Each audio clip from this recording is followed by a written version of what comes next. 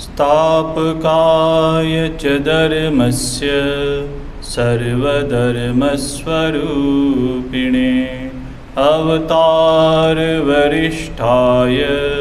रामकृष्णाय ते नमः।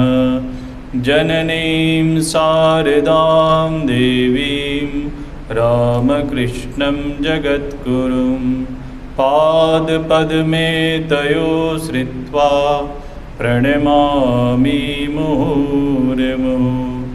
नमः श्रीयतिराजाय विवेकानन्दसूरये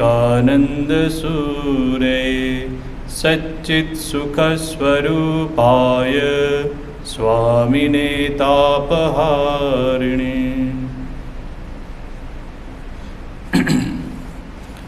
भगवान श्री रामकृष्ण देव की दिव्य लीला,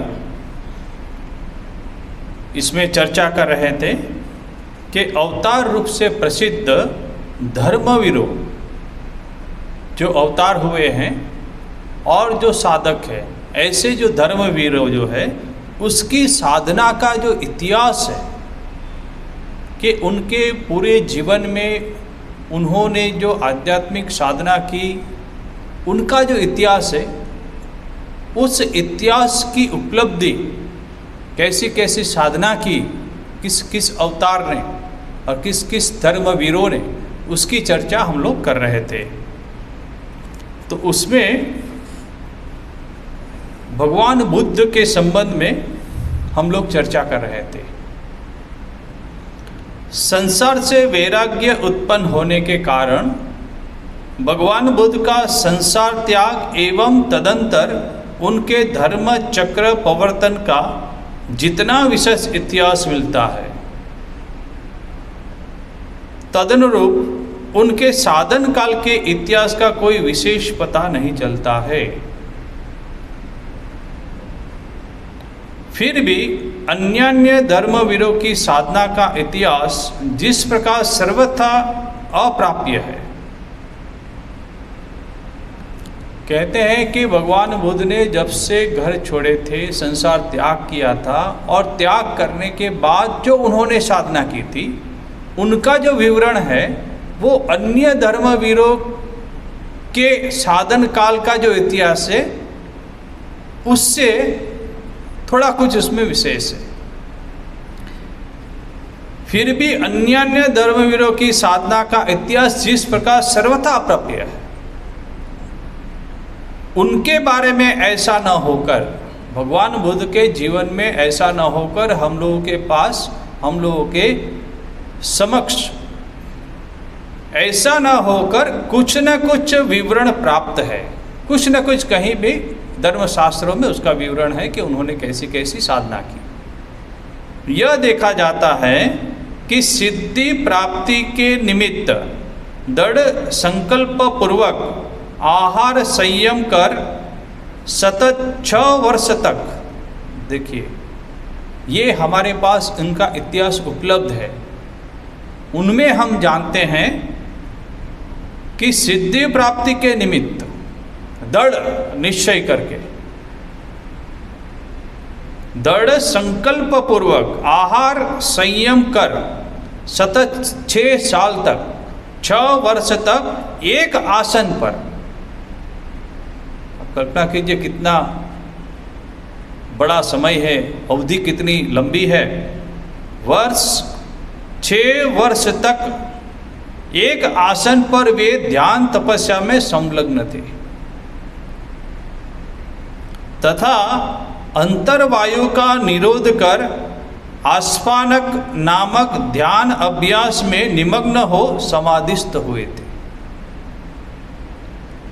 साधना करते करते उन्होंने समाधि भी प्राप्त की थी, समाधिस्थ हुए थे। किंतु मन के पूर्व संस्कारों को दूर करने के लिए उनके मानसिक संग्राम की बात लिपिबद्ध करते समय उन्होंने 6 साल तक एक ही आसन पे बैठ के जो साधना की और समाधिस्थ हुए, ये स्वीकार्य है। मगर कहते हैं कि पूर्व संस्कार जो थे उनके चलते जो साधना में जो बाधाएं आई मानसिक संग्राम जो उनका हुआ, उसकी बात लिपिबद्ध करते समय ग्रंथकार ने स्थूल बाह्य घटना की भांति मार्ग के साथ उनके युद्ध वृत्तांत की अवतरणा की है। ये भी हम पाते हैं कि मार्ग जो है उसके द्वारा वो विवरण मिलता है कि ऐसे ऐसे उन्होंने पूर्व संस्कार को जीतने के समय ऐसी ऐसी कठिन परिस्थितियों से उसको गुजरना पड़ा था, प्रलोभनों। तो ये हम लोगों को प्राप्त है। अब कहते हैं कि इस संबंध में ईसा के चरित्र का विवेचन। तब उनके जीवन में क्या हुआ था? तो भगवान ईसा के साधन इतिहास के बारे में कोई भी बात प्रातः लिपिबद्ध नहीं है। उनकी 12 वर्ष पर्यंत अवस्था की कुछ घटनाओं का वर्णन कर ग्रंथकारों ने 30 वर्ष की आयु में जॉन नामक सिद्ध पुरुष से अभिषेक ग्रहण कर जनहीन मेरु प्रांत में 40 दिन पर्यंत उनकी ध्यान तपस्या करने एवं उस स्थल पर शैतान के द्वारा प्रलोभित हो उस पर विजय प्राप्त करने के पश्चात, देखिए ये विवरण हमको मिलता है। कितना साल कहा? 30 वर्ष की आयु में। अब आगे क्या कहते हैं? पश्चात वहां से उनके लौटने तथा लोक कल्याण के लिए नियुक्त होने की बातों का ही उल्लेख किया गया है। अब देखिए कितने साल और कितने साल का अंतर है। तो कहते हैं कि तदंतर वे केवल 3 वर्ष तक स्थूल शरीर में अवस्थित थे। अतः उन्होंने अपनी 12 वर्ष की आयु से 30 वर्ष तक, 12 से 30 वर्ष तक का समय कैसे व्यतीत किया, इसका कुछ भी पता नहीं चलता। ये जो बीच में जो समय है 12 से 30 साल का, तो उसका कोई विवरण हमको प्राप्त नहीं है। भगवान शंकराचार्य के जीवन में घटनाओं का बहुधा धारावाहिक परिचय प्राप्त होने पर भी उनके आंतरिक साधन इतिहास के बारे में जगह जगह अनुमान पर ही निर्भर रहना पड़ता है। भगवान शंकर के जीवन में भी कि जो आंतरिक पूर्व संस्कार, ये जो उसका विवरण बहुत ही कम मिलता है। इस संबंध में श्री चैतन्य देव के चरित्र का विवेचन, मधुर भाव के चरम तत्व के बारे में श्री रामकृष्ण देव। अब इस विषय पे हम लोग चर्चा करेंगे। भगवान श्री चैतन्य देव के साधन इतिहास की बहुत सी घटनाएं लिपिबद्ध मिलने पर भी उनके काम गंध रहित श्रेष्ठ ईश्वर प्रेम की बात श्री रामकृष्ण के प्रणय विहर आदि, श्री राधा कृष्ण के प्रणय विरह आदि का आश्रय कर रूपक के सहारे वर्णित होने के कारण काम गंध रहित ईश्वर प्रेम, ये बहुत ही महत्व बात है। और श्री राधा कृष्ण के प्रणय विहार आदि का आश्रय कर रूपक के सहारे वर्णित होने के कारण साधारण लोग उसको यथार्थ रूप से हृदयगम नहीं कर पाते हैं। साधारण जनता जो है उसको ठीक से समझ नहीं पाते हैं। रूपक के सहारे वो वर्णन है। किंतु इस बात को अवश्य मानना पड़ेगा कि धर्मवीर श्री चैतन्य देव तथा उनके मुख्य साथियों ने,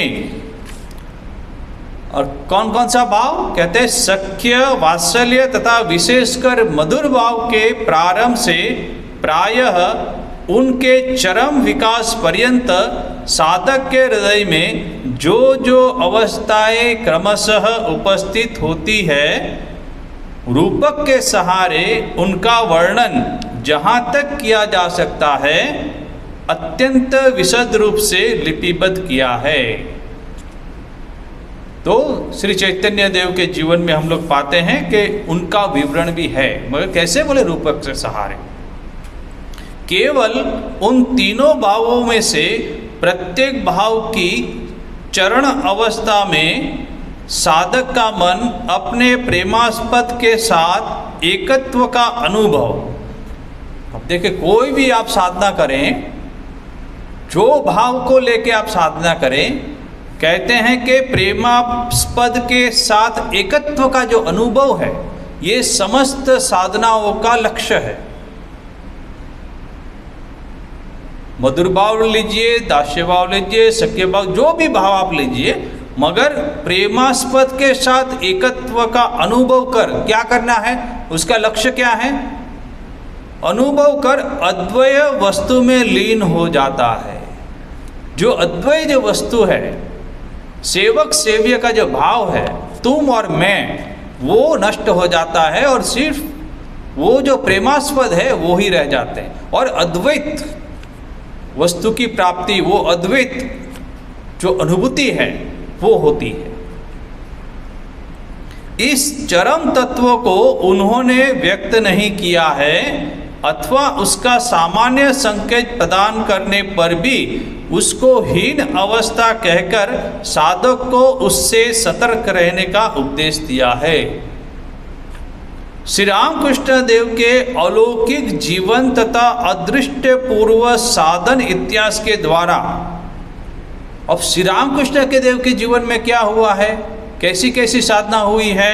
तो बोले अलौकिक जीवन तथा अदृष्ट पूर्व साधन इतिहास के द्वारा वर्तमान युग में, अभी की बात कर रहे हैं, बोले वर्तमान युग में चरम तत्व की विशद शिक्षा हमें प्राप्त हुई है। श्री रामकृष्ण देव की साधन पद्धति के द्वारा उन्होंने जो साधना की थी, उसके द्वारा, उसके साधन इतिहास में हम जब अध्ययन करते हैं तो हम लोगों को चरम तत्व की विशद शिक्षा प्राप्त हुई है, तथा इस बात को भी हम भलीभांति समझने में समर्थ हुए हैं। कौन सी बात? बोले श्री रामकृष्ण देव का इतिहास जब पढ़ेंगे हम, साधन इतिहास, तो और एक बात समझने में हम समर्थ हुए हैं कि संसार के समस्त संप्रदायों के सभी धर्म मत, देखिए संसार के समस्त, ऐसा नहीं कि भारतवर्ष, संसार के समस्त संप्रदायों के सभी धर्म मत साधक मन को एक ही लक्ष्य की ओर ले जाते हैं। जैतो मत तैतो पथ, जितने मत है उतने पथ है। समस्त संप्रदायों के सभी धर्म मत साधक मन को एक ही लक्ष्य की ओर ले जाते हैं। ये बहुत ही महत्वपूर्ण बात है। और ये कैसे पता लगा? बोले श्री रामकृष्ण देव का साधन इतिहास जो है, उसका अवलोकन करने से हमको ये समझने में हम लोग समर्थ हुए हैं कि उन्हें ऐसी ऐसी साधना की और उसका जो लक्ष्य है, उसका जो परिणाम है, उसका जो उपलब्धि है, वो क्या है? एक ही लक्ष्य की ओर ले जाते हैं। और भगवान श्री रामकृष्ण देव ने अपने एक जीवन में, एक ही काल में इतनी सारी साधनाएं की थी, और वो भी अल्प समय के अंदर उन्होंने सिद्धि लाभ की थी। और तब परम पूजनीय श्रीमद स्वामी शारदानंद जी महाराज कह रहे हैं कि हम लोग समर्थ हुए हैं ये जानने। कैसे समर्थ हुए? बोले श्री रामकृष्ण देव का साधन इतिहास, उसकी आलोचना करके अदृष्टपूर्ण साधन इतिहास के द्वारा वर्तमान युग में, वर्तमान युग की बात कर रहे हैं, हम लोग समर्थ हुए हैं। ये बहुत सुंदर बात उन्होंने कही। उनके जीवन से शिक्षाप्रद अन्यान्य बातों की ओर यदि ध्यान न भी दिया जाए तो भी उनकी कृपा से केवल पूर्वोक्त विषय का ज्ञान प्राप्त कर हमारी आध्यात्मिक दृष्टि को जो विस्तार हुआ है, बोले हमारी आध्यात्मिक दृष्टि का जो विकास हुआ है और विस्तार हुआ है तथा उससे जो समन्वय का आभास प्राप्त हुआ है। देखिए कितनी सुंदर बातें कह रहे हैं महाराज जी। आध्यात्मिक दृष्टि का जो विस्तार हुआ है, संकुचित जो दृष्टिकोण है वो संकुचित दृष्टिकोण का जो विस्तार हुआ है कि ज़्यादा कोई भी साधन का अवलंबन करके उसी अद्वैत वस्तु को प्राप्त करता है, उसी लक्ष्य को प्राप्त करता है, एक ही लक्ष्य की ओर जा रहा है। वो जानने के बाद क्या हुआ? बोले हमारी आध्यात्मिक दृष्टि का जो विस्तार हुआ है, पहले संकुचित था मन, अब विशाल हुआ है।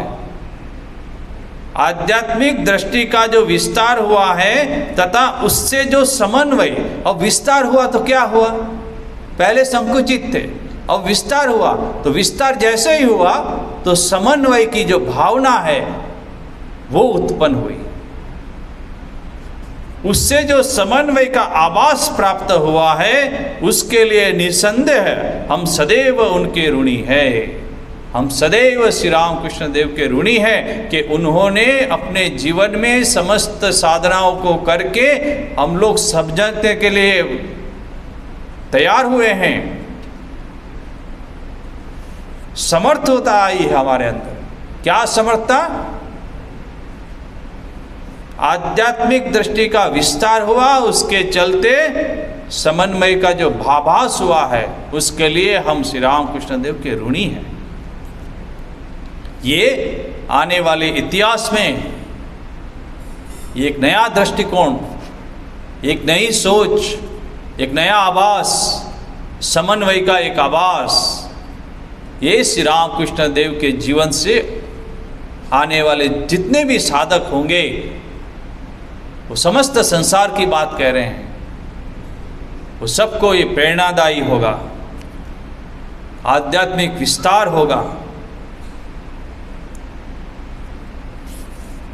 अब कहते हैं कि मथुर भाव तथा वैष्णव आचार्य गण, यह पहले ही कहा जा चुका है कि आध्यात्मिक जगत के लिए मधुर भाव ही श्री चैतन्य देव आदि वैष्णव आचार्यों की प्रदान देन है। किसने इसकी विस्तार किया? तो बोले श्री चैतन्य देव और वैष्णव आचार्य देव जो है वो लोग क्या ही प्रदान है। यदि वे मार्गदर्शन न करते, कौन? श्री चैतन्य देव का जो आविर्भाव हुआ, और वो यदि मार्गदर्शन नहीं करते तो ईश्वर प्राप्ति के लिए उस भाव का अवलंबन कर, मधुर भाव का अवलंबन कर इतने लोग कभी शांति तथा विमल आनंद के अधिकारी न हो सकते। यदि चैतन्य देव यदि नहीं आते और मधुभाव का यदि प्रचार नहीं करते, हमारे सामने नहीं रखते, तो उस भाव का अवलंबन करके लोग कभी भी शांति और आनंद की अनुभव और अधिकारी नहीं होते उसके। भगवान श्री कृष्ण के जीवन में वृंदावन लीला, हम सभी लोग जानते हैं कि वृंदावन में भगवान श्री कृष्ण ने जो इतनी सारी लीलाएं की है, वो आज हम उसको स्वीकार करते हैं। भगवान श्री कृष्ण के जीवन में वृंदावन लीला का निरर्थक अनुष्ठान नहीं हुआ था। इस बात को उन्हीं आचार्यों ने सर्वप्रथम, वैष्णव आचार्य और भगवान श्री चैतन्य देव ने सर्वप्रथम अनुभव कर दूसरे को समझाने का प्रयास किया है। उन्होंने अनुभव किया था कि नहीं, भगवान श्री कृष्ण ने यहाँ लीलाएं की थी। वो अनुभूति के चलते भगवान श्री चैतन्य देव का यदि आविर्भाव न हुआ होता, महाराज कह रहे हैं कि यदि उनको वृंदावन में यदि उनको वृंदावन की जो लीलाएं हैं उसका यदि अनुभव नहीं हुआ होता, उनका आविर्भाव नहीं हुआ होता, तो श्री वृंदावन सामान्य वन मात्र ही माना जाता। क्यों? क्योंकि उनको जो अनुभूति हुई, वो अनुभूति के चलते यहाँ साक्षात भगवान श्री कृष्ण ने लीला की है, वो अनुभूति हम लोग समझ पाते हैं। नहीं तो आज श्री वृंदावन एक सामान्य वन मात्र हो जाता।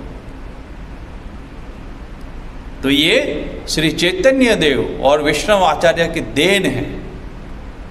यदि दो नहीं होते तो आज वृंदावन नहीं होते। वृंदावन लीला के ऐतिहासिकत्व के संबंध में आपत्ति तथा उसकी मीमांसा।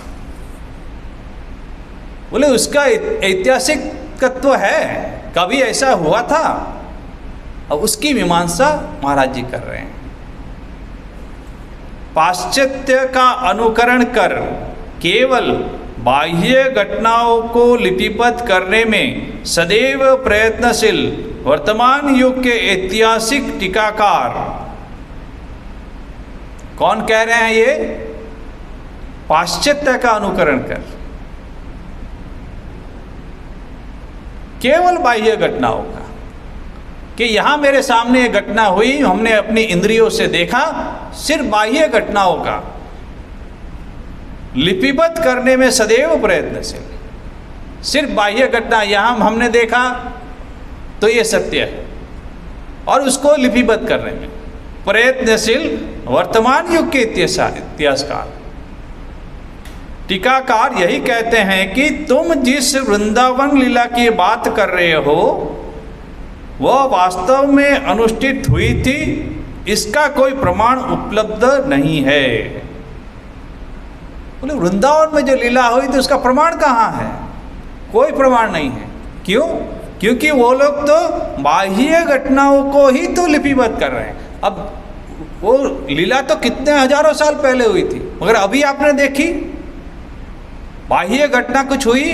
बोले नहीं। तो उसका प्रमाण कहाँ है?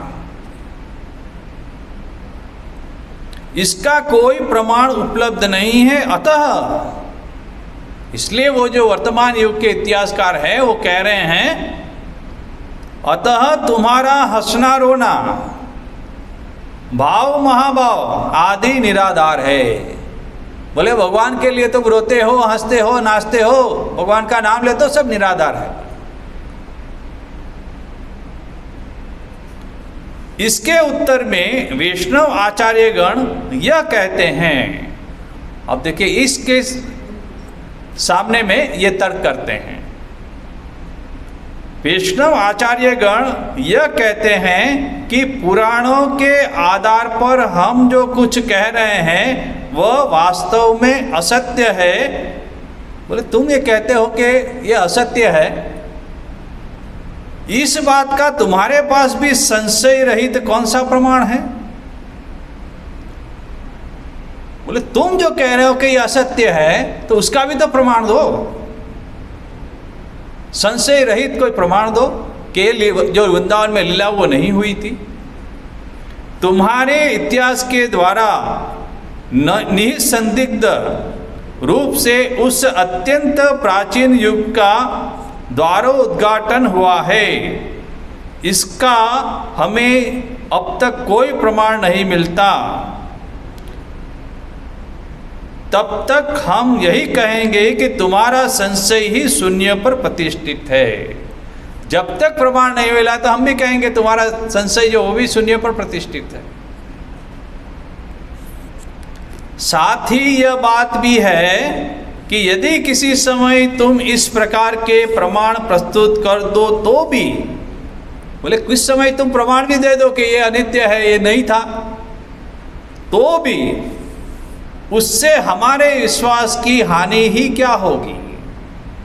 तुम लाओ प्रमाण जितना लाना हो, मगर हमारा इस विश्वास जो है ना वो डवाडोल होने वाला नहीं है, वो विश्वास में कोई हानि होने वाली नहीं है। क्यों? नित्य वृंदावन में श्री भगवान की नित्य लीला को किंचित मात्र स्पर्श कर,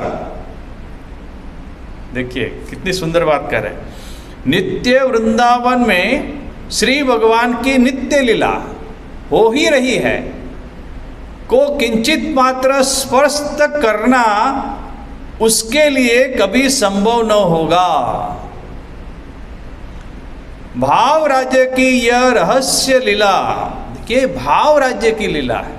तुम बाह्य घटना का सिर्फ विवरण करते हो और उसी को लिपिबद्ध करते हो, मगर ये जो घटना है वो तो भाव राज्य की है। भाव राज्य की ये रहस्य लीला सदा समान रूप से सत्य बनी रहेगी, सदा सत्य बनी रहेगी, क्योंकि ये भाव राज्य की है। चिन्मय धाम में चिन्मय राधा श्याम की उस अपूर्व लीला को, अब देखिए, अब क्या चाहिए, वो जो अपूर्व लीला हुई है उसको जानने के लिए बोलते हैं कि चिन्मय धाम में चिन्मय राधा श्याम, वो भाव राज्य है, चिन्मय है। आप उसको बाह्य घटना के रूप में मत देखिए, वो चिन्मय है। वो आपको अपनी इंद्रियों के द्वारा, इस चर्म इंद्रियों के द्वारा, चर्म की जो आंखें हैं उसके द्वारा नहीं दिखेगी, वो भाव राज्य की बात है।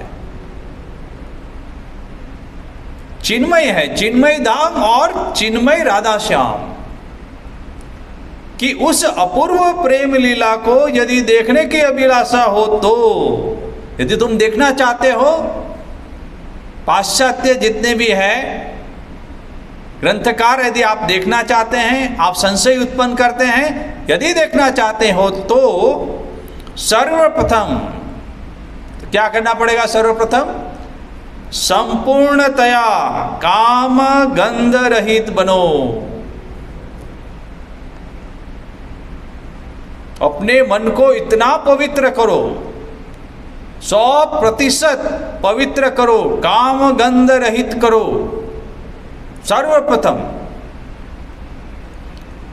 यदि तुम अपने मन को कामरंद गंध रहित नहीं कर पाते हो और तुम टीका करते हो, बाह्य घटनाओं का आधार लेके तुम टीका करते हो कि ये घटना असत्य है, वो नहीं चलेगा। पहली शर्त है सर्वप्रथम संपूर्णतया काम गंध रहित बनो, तथा श्री राधा रानी की सखियों में से किसी के पाद पद्मों में, ये दूसरी शर्त है,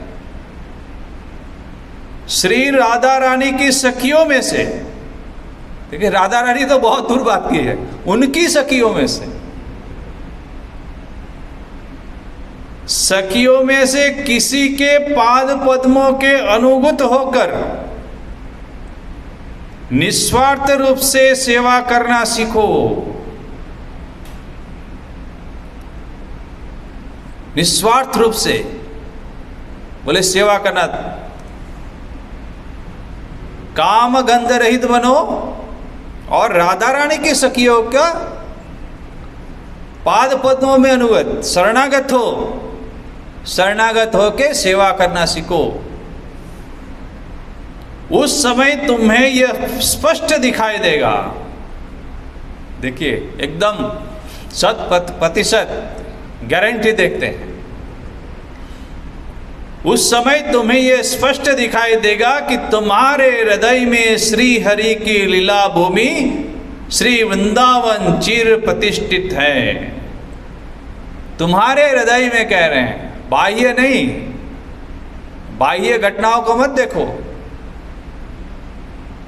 ये तुम जब करोगे तो तुम्हारे हृदय में श्री हरि की लीला भूमि श्री वृंदावन, वृंदावन कहाँ? बाहर नहीं, तेरे हृदय में वृंदावन चिर प्रतिष्ठित है, तथा तुम्हारे साथ उस प्रकार की लीलाओं का नित्य अभिनय हो रहा है। नित्य अभिनय हो रहा है तुम्हारे हृदय में, और तुम्हारा हृदय ही जो है वो वृंदावन धाम बन जाएगा, और सब लीलाएं बाह्य नहीं आंतरिक तुम अनुभव कर पाओगे, भावमयी।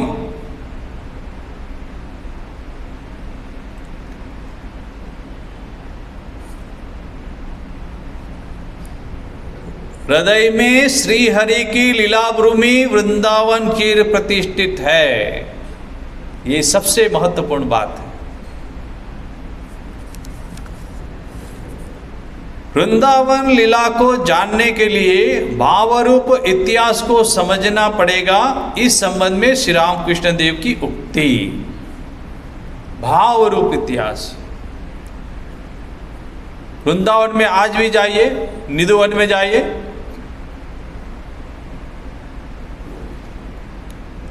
रात को भगवान श्री कृष्ण आज भी लीला करते हैं।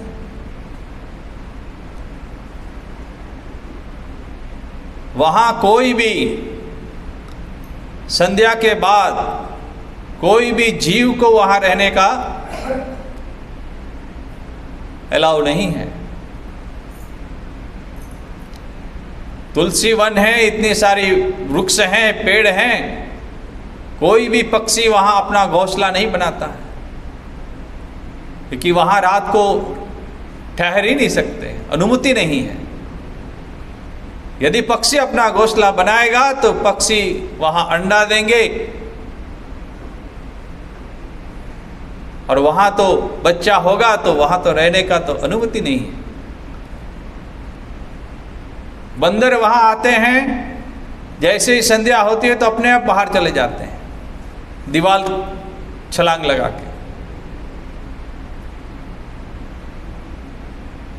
रात को भगवान श्री कृष्ण और श्री राधा रानी और गोपियाँ वहाँ लीलाएं करते हैं। और वहाँ भी एक मंदिर है, उसमें रात को 2 दरवाजे के ऊपर असंख्य ताले, 7 ना 8 ताले लगाते हैं 2 दरवाजे पे। और रात को शयन के समय सब श्री राधा रानी के जो श्रृंगार के जो वस्त्र है, श्री कृष्ण के जो श्रृंगार के वस्त्र हैं, वो सब सैया के ऊपर सजाया दिया जाता है।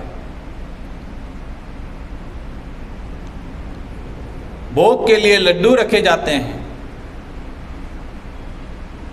तृष्णा हुई तो जल रखा जाता है, दंत मंजन के लिए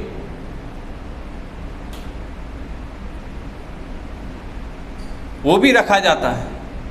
और सब वस्तुएं वहाँ व्यवस्थित रूप से सजा के रखी जाती हैं। मगर जब सुबह पुजारी जब दरवाज़ा खोलते हैं, उस समय देखते हैं कि सब कुछ इधर उधर बिखरा पड़ा हुआ है।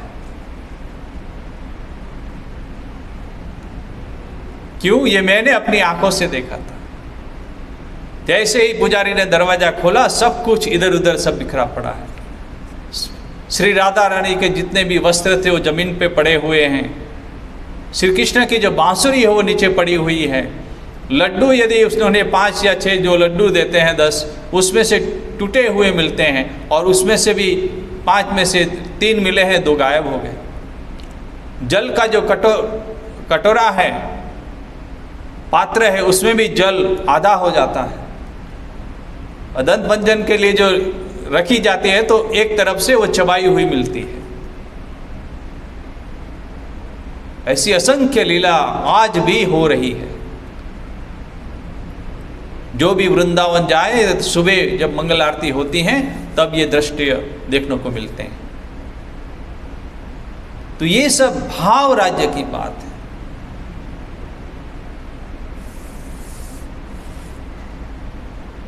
भाव राज्य की सत्यता की उपलब्धि कर बाह्य घटनारूप अवलंबन को विस्मृत होने तथा शुद्ध भावरूप इतिहास की आलोचना करने की शिक्षा जिन्हें प्राप्त नहीं हुई है। बोले भाव राज्य जो है उसको कुछ पता ही नहीं है, सिर्फ बाह्य घटना का अवलंबन करके आप इतिहास लिख रहे हैं। भाव राज्य की सत्यता की उपलब्धि तो हुई नहीं है। बाह्य घटना रूप अवलंबन को विस्तृत होने तथा शुद्ध भावरूप इतिहास की आलोचना करने की शिक्षा जिसको नहीं मिली है, उनके लिए श्री वृंदावन लीला की सत्यता, ऐसे जो मानसिकता वाले जो है उसके लिए श्री वृंदावन लीला की सत्यता तथा उसके माधुर्य का उपभोग कदापि संभव नहीं है।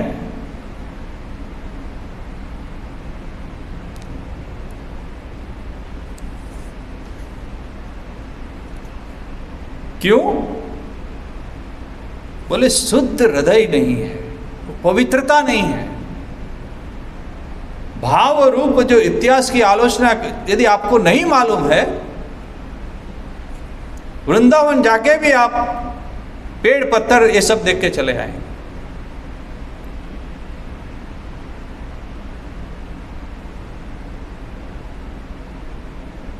एक बार मैं सड़क के किनारे खड़ा था वृंदावन में, और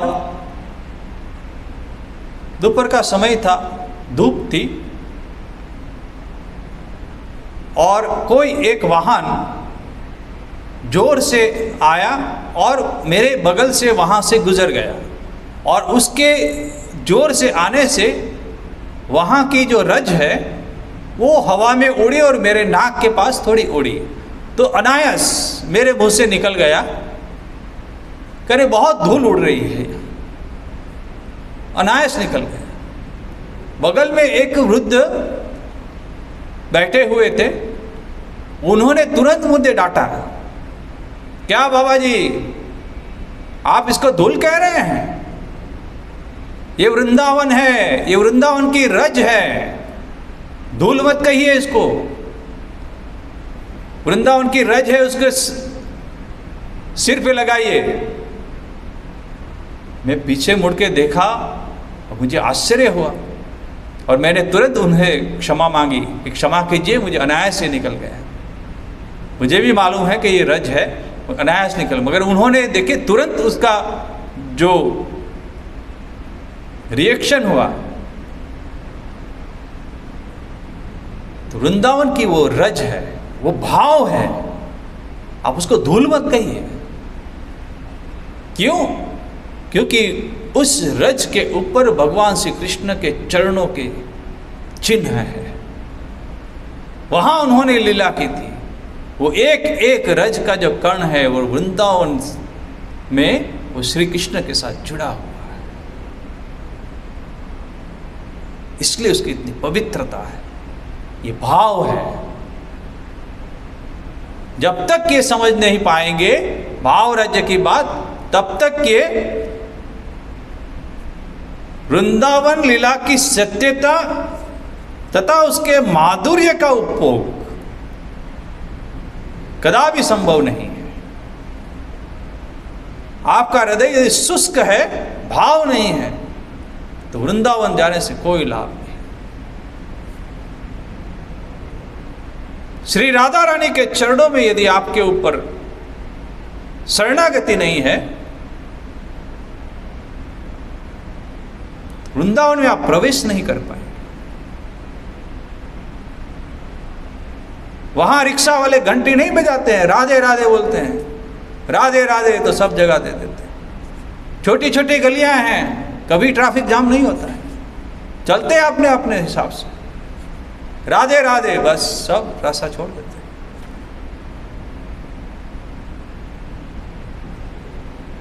ये वृंदावन है।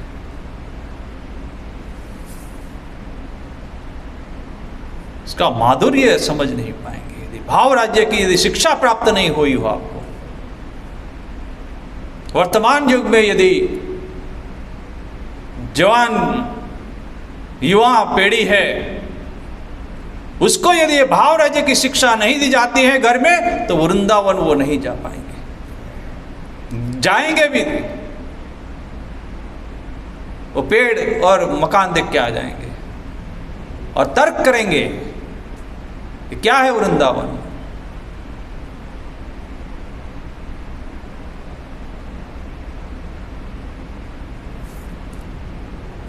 श्री रामकृष्ण देव इस लीला की बात को अत्यंत उत्साह के साथ कहते हुए, जब यह देखते हैं कि उनके समीप आए हुए, देखिए श्री रामकृष्ण देव की कितना भी उत्साह से एक साथ ये बात करते थे, और उनके समीप जो आए हुए अंग्रेजी शिक्षित नवयुवक के लिए वह रुचिकर नहीं हो रही है।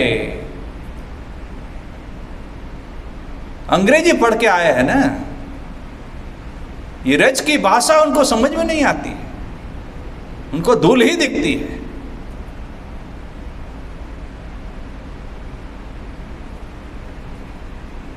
रुचिकर नहीं लगती है। श्री रामकृष्ण देव के पास भी आते हैं जो नवयुवक, उसकी बात कर रहे हैं।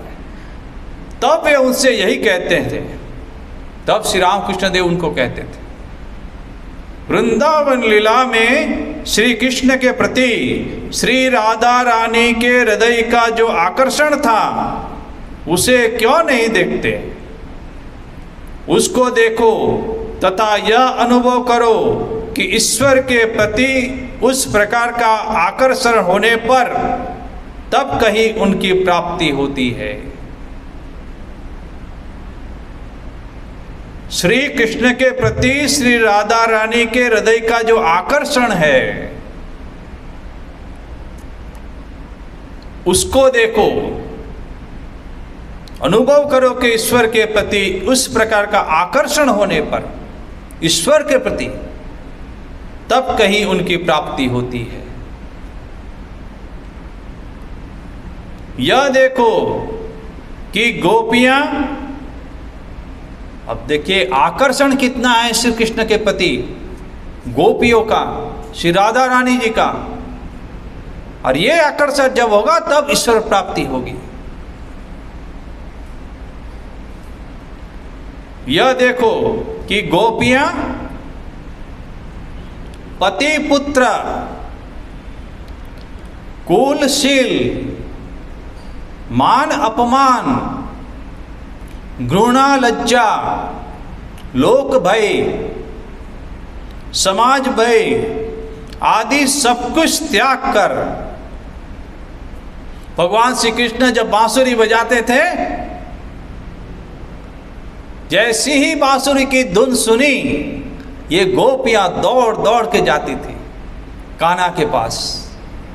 कान्हा की बांसुरी सुनी, रोक नहीं पाते थे अपने आप को।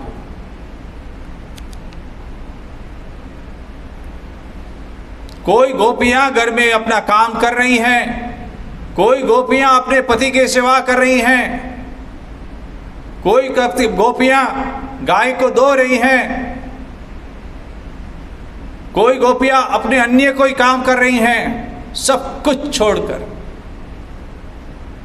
पति की सेवा छोड़कर, कहते हैं पति पुत्र को यदि कुछ उसकी सेवा कर रही हैं तो भी पति पुत्र कुलशील, मान अपमान कौन क्या बोलेगा,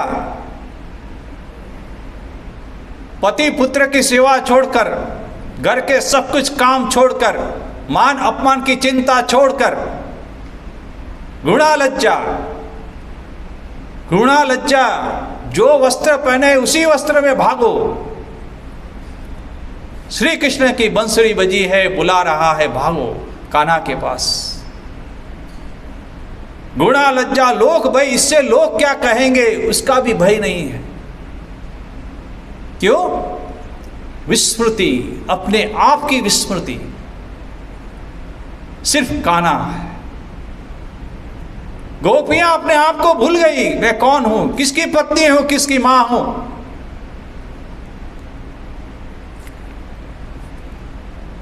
सिर्फ कान्हा दिखता है, कान्हा बुला रहा है। लोग भाई, समाज में मेरी क्या होगी उसकी भी कोई परवाह नहीं है, भय नहीं है। क्यों? मेरी रक्षा करने वाला वो कान्हा है, श्री कृष्ण है। ये जब होगा तब ईश्वर का दर्शन होगा। ये सब छूट जाएगा तब ईश्वर आएंगे। भय नहीं है, मेरी ईश्वर, मेरी रक्षा करने वाले वो है ईश्वर, सुदर्शन चक्रधारी। ये विश्वास था गोपियों में।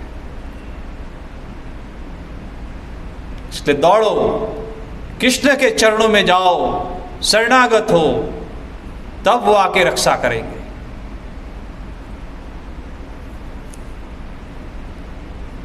सब कुछ त्याग कर श्री कृष्ण के निमित्त किस प्रकार उन्मत्त हो उठी थी। सब कुछ त्याग कर उन्मत्त, पागल की तरह, जो जहां है वहां से भाग दौड़ते हैं। इवन पशु, गाय, मयूर, सब कुछ भगवान श्री कृष्ण की बांसुरी को सुन के दौड़ते हैं।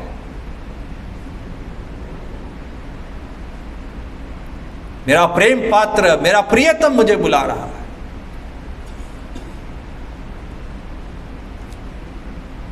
इस प्रकार आचरण करने का जब सामर्थ्य होता है तभी भगवान की प्राप्ति होती है। सामर्थ्य है इतना, समाज का भय, कुल का भय, लोक लज्जा सब त्यागने का सामर्थ्य है, तब ईश्वर मिलेंगे,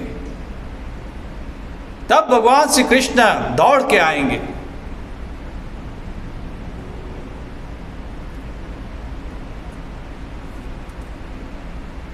तभी भगवान की प्राप्ति होती है। वे यह भी कहते थे, काम गंध शून्य हुए बिना।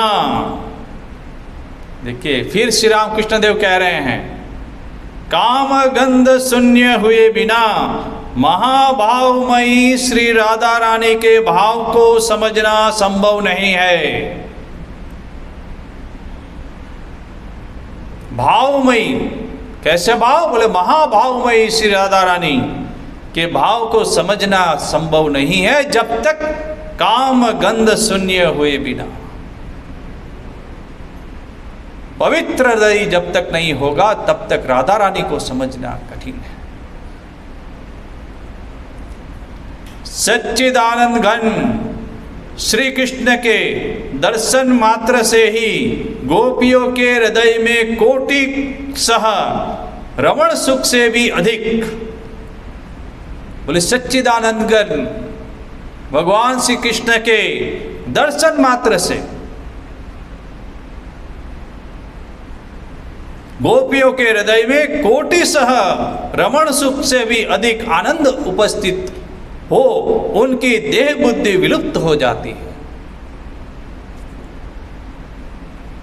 देह बुद्धि ही नहीं रही तो रमण सुख की बात ही कहां आई? तो पागल की तरह दौड़ रही है।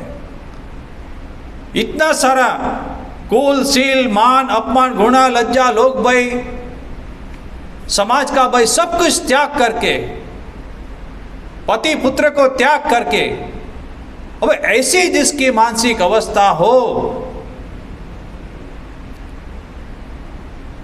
अपने आप को विस्मृत हो गई थी वो, तो फिर रमण सुख की बात ही कहां है? कोटि रमण सुख से भी अधिक आनंद उपस्थित हो, उनकी देह बुद्धि विलुप्त हो जाती थी। देह बुद्धि ही नहीं रही। तुच्छ देह के रमण की बात क्या उस समय उनके मन में कभी उदित हो सकती है? गोपियों के मन में क्या ऐसी बात कभी हो सकती है? देह का रमण सुख, हजार हजार कोटि कोटि बोले कृष्ण का दर्शन से ही जो अपने आप को भूल गया, तो तुच्छ रमण सुख क्या कभी हो सकती इच्छा? श्री कृष्ण के अंग की दिव्य ज्योति उनके शरीर को स्पर्श कर, देखिए कितना सुंदर, श्री कृष्ण का जब दर्शन करते हैं उनके अंदर से जो ज्योति निकलती है, श्री कृष्ण के अंग की ज्योति, दिव्य ज्योति उनके शरीर को स्पर्श कर, किसके? गोपियों के शरीर को स्पर्श कर रोम रोम में रमण सुख के कहीं अधिक, रोम रोम में जैसे श्री कृष्ण को देखा उसके अंदर से जो ज्योति निकली दिव्य ज्योति स्पर्श कर रोम रोम में रमण सुख से कहीं अधिक आनंद का उन्हें अनुभव कराती थी। कहीं अधिक। ये जो प्रेम है वो प्रेम जब तक काम गंध रहित नहीं हुआ जाता, जब तक मनुष्य का मन काम गंध शून्य नहीं होता, तब ये उच्च भाव जो है किसी की ताकत नहीं है समझने की। वो इस भाव को अपने मन रूपी उस भाव में लिप्त करके उसको निंदनीय करेगा। रासलीला को समझने के लिए वो मन चाहिए, काम गंध शून्य हुआ मन चाहिए।